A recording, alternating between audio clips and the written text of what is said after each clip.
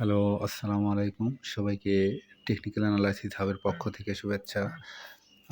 Technical analysis hub actually প আপনার হাতে থাকা শেয়ারটির টেকনিক্যাল অ্যানালাইসিসই করে দেয়। তো সেক্ষেত্রে আপনার হাতে থাকা শেয়ারটির টেকনিক্যাল অ্যানালাইসিস পেতে আ এই চ্যানেলটি সাবস্ক্রাইব করুন এবং চ্যানেলটি লাইক ও কমেন্টস করে এই চ্যানেলের সঙ্গে থাকুন। সবাইকে ধন্যবাদ।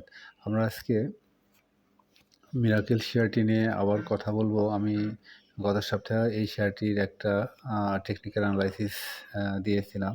তো সেক্ষেত্রে আজকে আমরা আবার শেয়ারটি নিয়ে একটু কথা বলতে চাচ্ছি। আপনারা স্ক্রিনে দেখতে পাচ্ছেন শেয়ারটির ডেইলি চার্ট।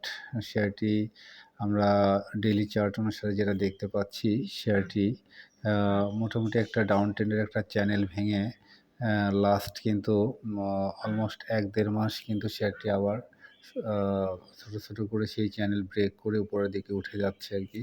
তো সেক্ষেত্রে আমরা দেখব শেয়ারটির আসলে বর্তমান পজিশন কী এবং সামনের দিনগুলোতে শেয়ারটি আসলে কোন দিকে যেতে পারে সেই বিষয়গুলোই আমরা দেখব।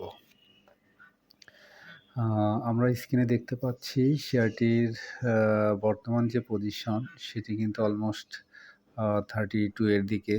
তো সেক্ষেত্রে তার সামনে একটা রেসিস্ট্যান্স রয়েছে। আমরা ফিবোনাচি দিয়ে এঁকেছি, আপনারা দেখতে পাচ্ছেন। ফিবোনাচি অনুসারে কিন্তু শেয়ারটির যে রিট্রেসমেন্ট এরিয়া সেটা কিন্তু 33 পর্যন্ত, অর্থাৎ 33 তে তার একটা রেসিস্ট্যান্স রয়েছে। এই রেসিস্ট্যান্স জোন যদি সে ক্রস করে, তো সেই ক্ষেত্রে তার 50% রিট্রেসমেন্ট করে সে কিন্তু 39 পর্যন্ত উঠতে পারে। আপনার স্ক্রিনে দেখতে পাচ্ছেন যে ফিবোনাচি অনুসারে 39 পর্যন্ত কিন্তু ওঠার স্পেস রয়েছে আরকি। এরপরে কিন্তু আমরা দেখতে পাচ্ছি যদি 61.8% রিট্রেস করে তাহলে 44 পর্যন্ত উঠতে পারে। তো সেক্ষেত্রে আমরা যদি দেখি এটাকে উইকলিতে, তাহলে তো আরও ক্লোজলি দেখা যাবে। আমরা উইকলিতে যদি দেখি তাহলে দেখতে পাচ্ছেন যে উইকলিতে কিন্তু অলমোস্ট আমরা এখান থেকে যদি শুরু করি নভেম্বরের 24 তারিখ থেকে বর্তমান সময় পর্যন্ত কিন্তু সে মোটামুটি আপ ট্রেন্ডে রয়েছে। অর্থাৎ এখান থেকে আপনারা দেখতে পাচ্ছেন এই পর্যন্ত কিন্তু তার আপ ট্রেন্ড মোটামুটি বলা যায় যে একটা ভালো আপ ট্রেন্ডে রয়েছে। অর্থাৎ শেয়ারটি কিন্তু অলমোস্ট 16 টাকা থেকে এখন অলরেডি 32। সেক্ষেত্রে অলমোস্ট গত ২-২.৫ মাসে কিন্তু শেয়ারটি অলরেডি ডাবল হয়ে আছে আরকি।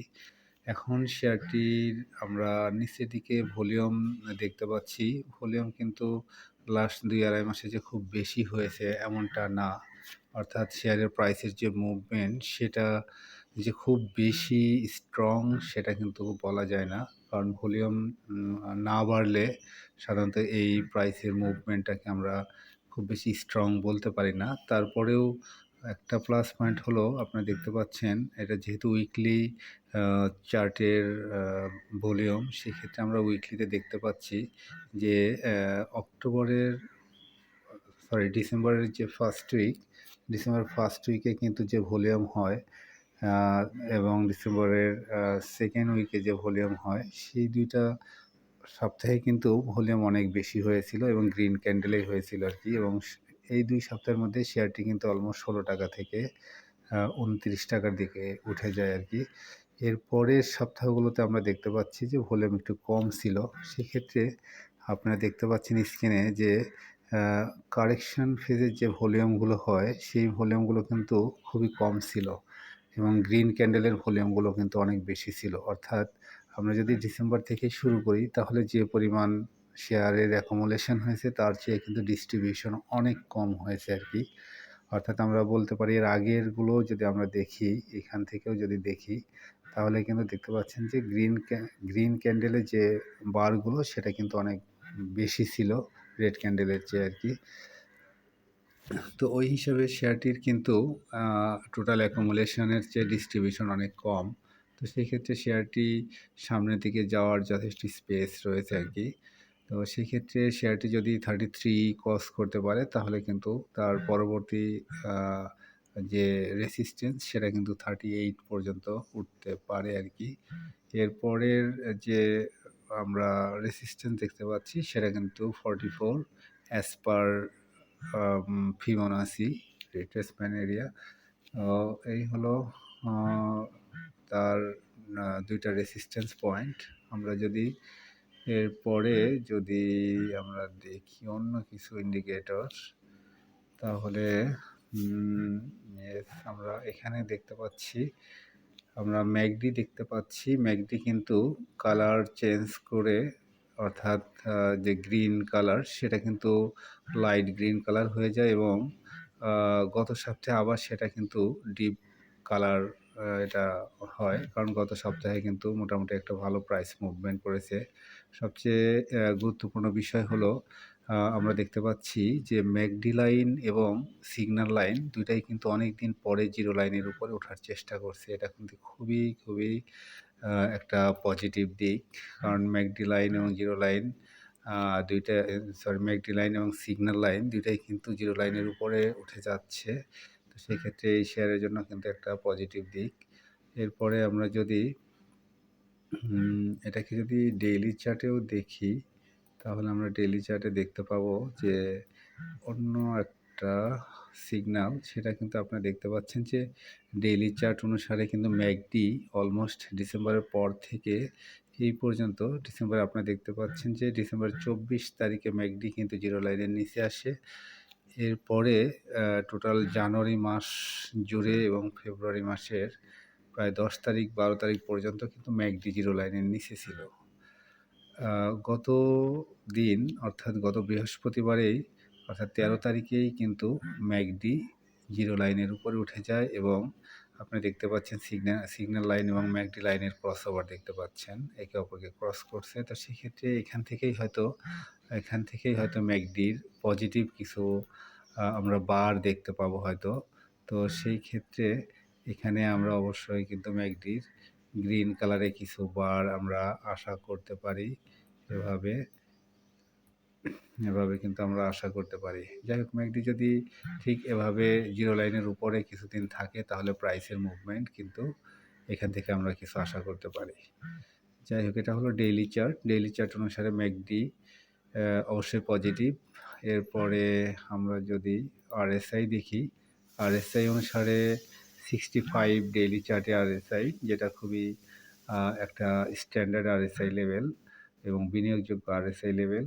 আমরা যদি এটাকে উইকলিতে দেখি, তাহলে উইকলিতেও কিন্তু অলমোস্ট 58 এর মতো, এবং আরএসআই কিন্তু আপনারা দেখতে পাচ্ছেন অ্যাগ্রেসিভলি কিন্তু তার যে সাপোর্ট লেভেল সেখান থেকে কিন্তু একদম উপরের দিকে উঠে যাচ্ছে।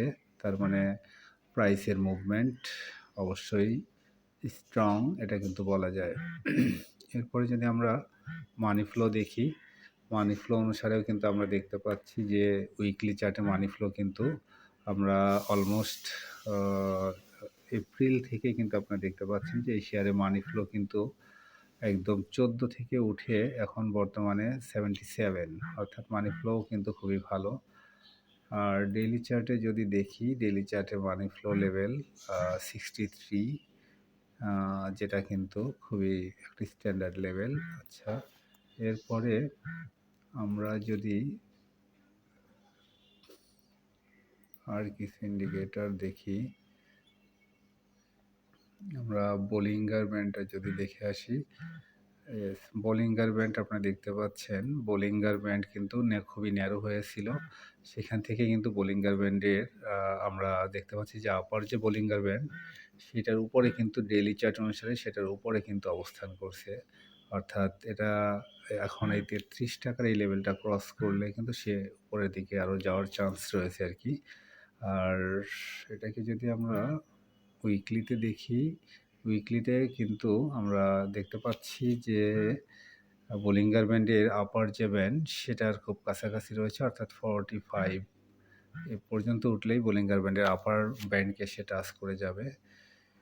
আচ্ছা, এরপরে আমরা যদি ইসিমোকো ক্লাউডটা দেখি, ইসিমোকো ক্লাউড কিন্তু খুবই তার সামনে রয়েছে, অর্থাৎ 35-এ কিন্তু ইসিমোকো ক্লাউডকে টাচ করবে এবং ইসিমোকো ক্লাউড অনুসারে এই লেভেলটা তার একটা রেসিস্ট্যান্স জোন। আচ্ছা, এরপরে যদি আমরা এটাকে ডেইলিতে দেখি, ডেইলি চার্টে আমরা অনেকদিন ধরেই দেখতে পাচ্ছি যে সেই ইসিমোগো ক্লাউডকে অতিক্রম করে ইসিমোগো ক্লাউডের উপরেই অবস্থান করছে।